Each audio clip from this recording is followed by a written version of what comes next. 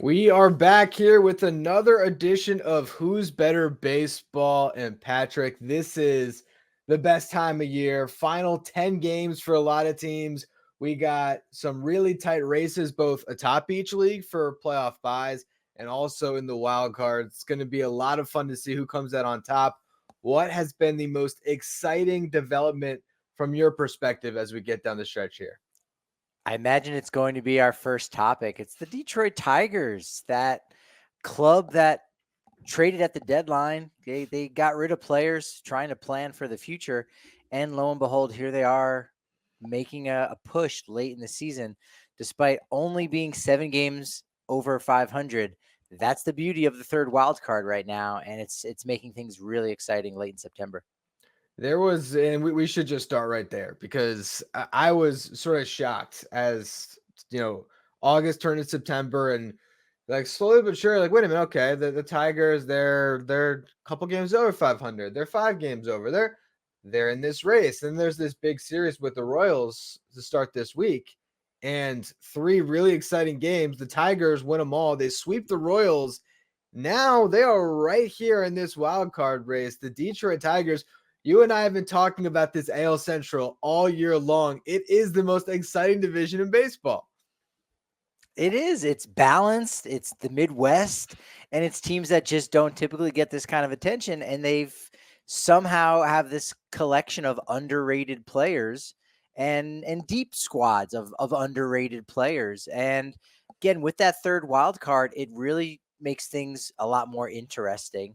And I talked to someone last week that covers the Tigers because Rockies and Tigers went head to head. Rockies nearly got swept. They ended up winning a game that Tarek Skubal started, which could Oh. be pivotal in this postseason run in the American League. But talking with someone there that covers the Tigers, it's just so interesting to think that they traded at the deadline and they're supposed to be taking a step backwards.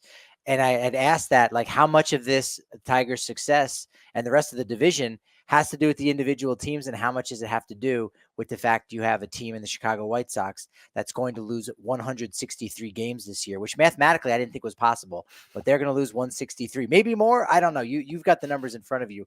Maybe you can help us figure that out. So I think that's part of the math in this. But at the same time, look, you have to win games against teams other than the Chicago White Sox, which they only play 13 times a year. So these teams do deserve that spot, despite a lot of fan bases on the coast saying, yeah, but they have to play the White Sox. So that's helpful.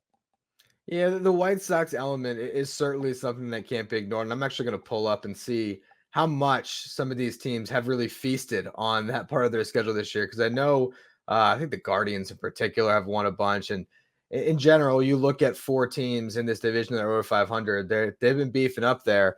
But the Tigers, since the 4th of July, have been the best team in the American League. And it's been more than just beating up on the White Sox. They have the best ERA in baseball from that point until now. Funny thing is, you look at like Fangraphs, you sort it, and some of the top ERAs are no longer with the team. Andrew Chafin, Jack Flaherty, guys they traded, but still they have found a way to stay in this race, getting great pitching from Tarek Skubal, of course, but everybody else beyond that. And they also got younger. They got rid of Gio Urshela, got rid of Mark Canha. They added, some more youth to the line. Spencer Torkelson came back. So it's just a really fun team. And it's one of the best stories that we have, definitely in the second half for sure. And they're getting contributions from one of the players that did come over in the Jack Flaherty trade in Trey Yeah. Sweeney as their shortstop, with Javier Baez being Javier Baez. So their young guys are taking this step forward and doing it in relative anonymity. But now, as you said, that breakout party against the Royals, the 3-game sweep, I think now it's an opportunity for them to say, okay, now people are paying attention to us. What do we do in that moment? And regardless of how this ends up playing out, whether they make the postseason or not, this is really important for this franchise, especially under AJ Hinch going into his 5th season next year, assuming he comes back. Like, that's positive for all of these young guys because they're bringing pretty much the exact same core back, and it could allow them to maybe even keep Tarek Skubal with the Tigers and in town in Michigan for the duration of his career and give him a long-term extension. If it doesn't go their way and they don't make the postseason, that remains to be seen what happens. But if they're able to get into October, maybe make a little noise on top of that, and then all of a sudden, now Detroit is playing with the big boys in the AL Central.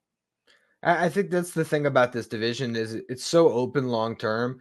Yes, you have a superstar in Bobby Witt Jr. in Kansas City, and obviously the Guardians still have Jose Ramirez. So there's some great players, but it doesn't feel like there's some team that is going to own the division for the next 10 years. Any of these teams can really be competitive as long as they put together a competent roster, they add to it. That's why the Twins might miss the playoffs. They're the one team that hasn't been doing anything. And teams like the Royals in particular, but the Tigers, able to maybe pass them up. I also did finally look and find the stats on the records on the White Sox this season. The Twins 12-1, the Royals 12-1, the Tigers 9-1. They still have a series. They closed the season in Detroit. So if they get there, if they're in position or a game out with 3 left to play, they got the easiest final, series there. I do wonder if the White Sox will have already clinched the worst season ever by the time we get to that final series. Sort of feels like they'll get there and already have that record locked up. Yeah, that's going to be a big part of the conversation. I knew those teams were doing well against the White Sox. I didn't know that combined, if you have 3 teams from the AL Central that make the postseason, and you say combined they've only lost 3 games against the White Sox, yes, people are going to be pissed. People are going to be upset.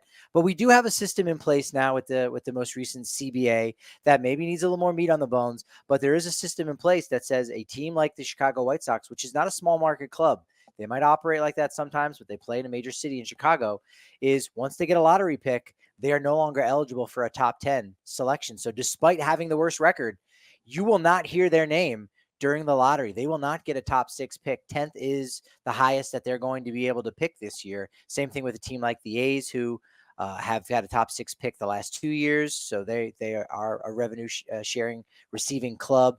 So there is a system in place to say, look, teams, you can't just be bad for a very long time. You've got to figure things out. White Sox is just an extreme case this year for how bad it ended up getting under the new Chris Getz regime, and they're going to have to figure some things out. And you know what? Yeah, the rest of the teams in the AL Central benefit from them.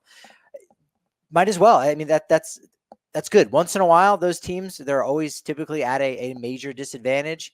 If one year something like this ends up happening, too bad, so sad for teams like Boston and Seattle on the coasts. You let the AL Central enjoy its time in the spotlight for once.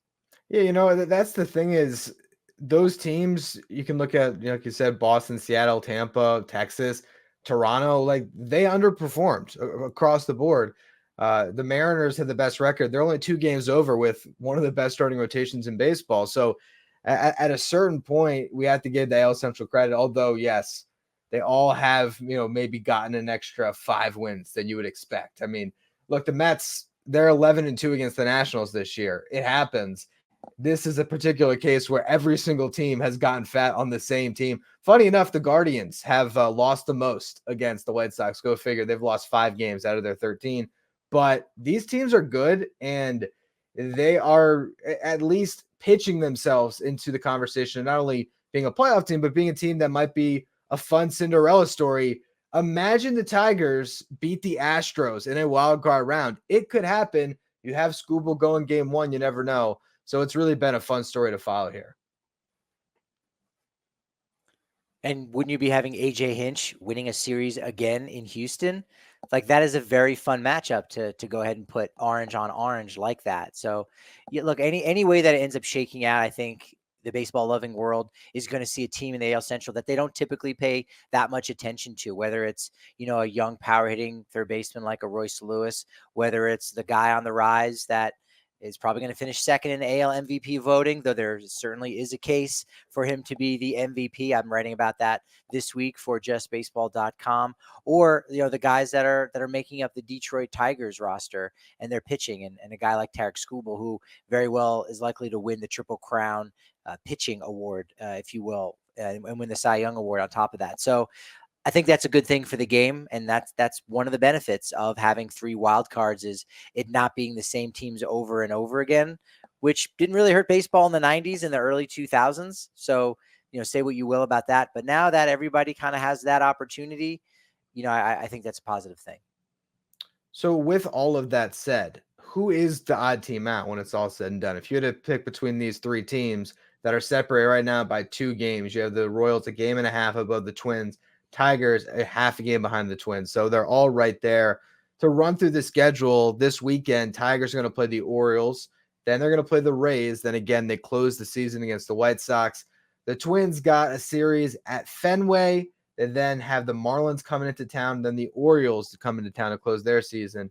And the Royals, they got a series against the Giants at home, the Nationals on the road, and they close against the Braves.